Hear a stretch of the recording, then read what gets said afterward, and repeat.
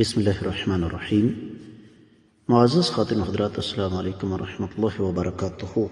قیامت والے دن اللہ ملک العلم رب الجلال والاکرام کی طرف سے دوزخیوں سے ایک سوال ہوگا بنیادی نوعیت کا۔ وہ سوال کیا ہے؟ یہی ہمارے آج کے قرآن مجید کے سبق کا موضوع ہے۔ معمول کے مطابق سب سے پہلے آیت مبارکہ کی تلاوت کرتے ہیں۔ اعوذ باللہ السمیع العلیم من الشیطان الرجیم۔ وقیل لهم أين ما كنتم تعبدون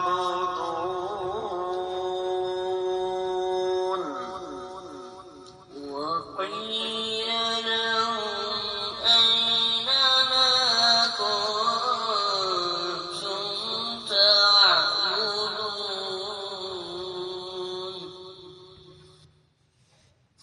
من دون الله هل ينصرونكم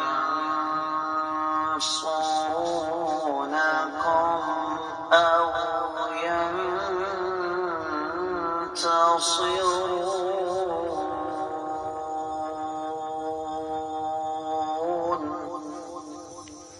من دون الله هل ينصرونكم أو ينتصرون۔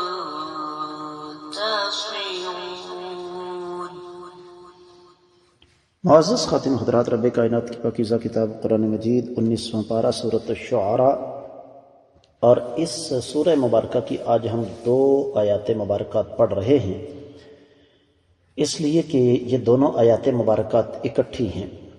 رب کائنات ارشاد فرماتے ہیں جہنمیوں کے بارے میں، وقیل لہم، اور ان سے کہا جائے گا، اینا، کہاں، ما کنتم، تم تھے، تعبدون، عبادت کرتے، بلکہ یہاں پر ما کا معنی جن کی، من دون اللہ، اللہ کے سوا، حل، کیا، ینصرونکم، وہ تمہاری مدد کرتے ہیں، او ینتصرون، یا کوئی بدلہ لے سکتے ہیں، بامحاورہ ترجمہ۔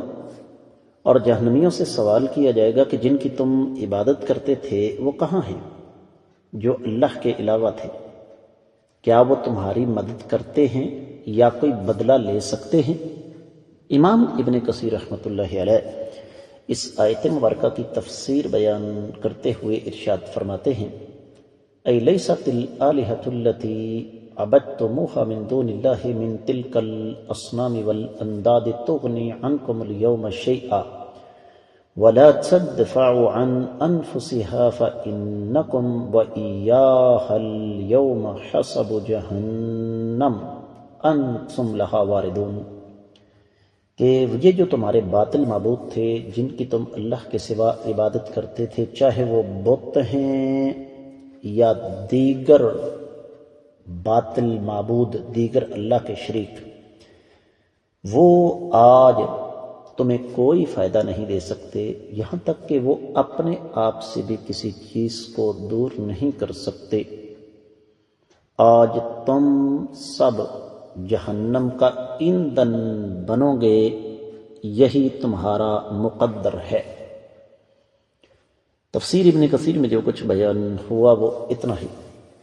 دیگر کتب تفسیر کا جائزہ لیا جائے تو اہل علم یہ فرماتے ہیں، خاص طور پر امام ابن جریر، امام سمرقندی، امام وحدی اپنی تفسیر الوسیط میں، امام ابو سعود، اور پھر ابن عاشور تحریر و تنویر میں ارشاد فرماتے ہیں کہ یہ الفاظ جہنمیوں کو مخاطب کر کے دراصل زجر و توبیخ کے طور پر، طنز کے طور پر ان سے کہے جائیں گے، ان سے یہ سوال ہوگا کہ بتاؤ جن معبودوں کی تم دنیا میں عبادت کرتے تھے اور تمہارا یہ عقیدہ تھا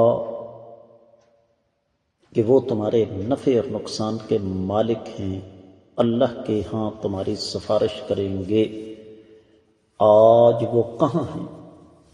کیا وہ تمہیں آج اللہ کے عذاب سے بچا سکتے ہیں؟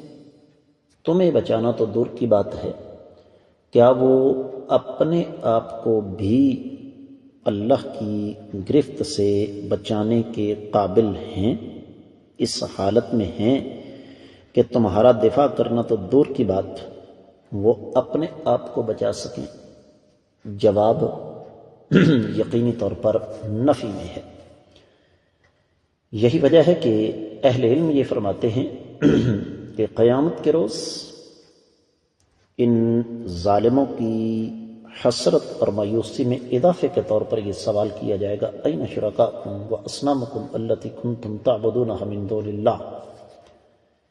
کیا آج اس قدر ہولناکی کے موقع پر یہ بت اور تمہارے یہ باطل معبود تمہیں کوئی فائدہ دے سکتے ہیں؟ پکارو، کیا تمہاری پکار کو سنتے ہیں؟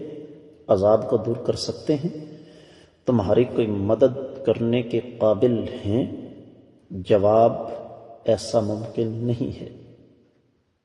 تو پھر اللہ کی طرف سے اعلان ہوگا کہ تمہارا جھوٹ آج واضح ہو گیا، اور آج تمہیں سمجھ آ گئی کہ تم نے دنیا میں رہتے ہوئے خسارے کا سودا کیا تھا، گھاٹے کا سودا کیا تھا، تم غلط راستے پر چل رہے تھے، لیکن اس وقت اس چیز کا کوئی فائدہ نہیں ہوگا۔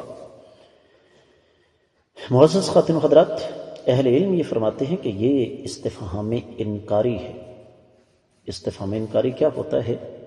کہ سوال ہو، سوال کا جواب سوال کے اندر ہو اور وہ جواب نفی میں ہو۔ یہاں پر سوال کا جواب سوال کے اندر موجود ہے اور وہ نفی میں ہے کہ آج اس موقع پر باطل معبود کچھ بھی نہیں کر سکتے۔ ہمارے لیے کچھ کرنا تو دور کی بات ہے، وہ اپنے لیے بھی کچھ نہیں کر سکتے۔ تفسیر روح البیان میں ایک نقطہ بیان کیا گیا ہے کہ یہاں پر ینصرون کے بعد ینتصرون یہ لفظ اللہ تعالی نے کیوں استعمال کیے؟ اس لیے کہ یہ لفظ انتصار اپنی مدد کے لیے استعمال ہوتا ہے۔ تو اب یہ ایک سوالیہ نشان ہے میرے سامنے، آپ کے سامنے، ہم سب کے سامنے، بلکہ دنیا کے ہر اس انسان کے سامنے جو شرک کے راستے پر چل رہا ہے کہ کیا اللہ ملک العلم رب الجلال والاکرام سے زیادہ محبت اور شفقت کرنے والی کوئی ذات ہے؟ جس ذات بابرکات نے اپنی اس آخری کتاب میں قیامت تک کی آنے والی انسانیت کو پہلے یہ بتا دیا کہ تیاری کر لو، میں نے تم سے جو سوالات کرنے ہیں وہ یہ ہیں، اور ان سوالوں کے جواب تمہیں دنیا میں تیار کر لینے چاہیے تاکہ آخرت میں تمہیں ساری انسانیت کے سامنے شرمندگی کا سامنا نہ کرنا پڑے۔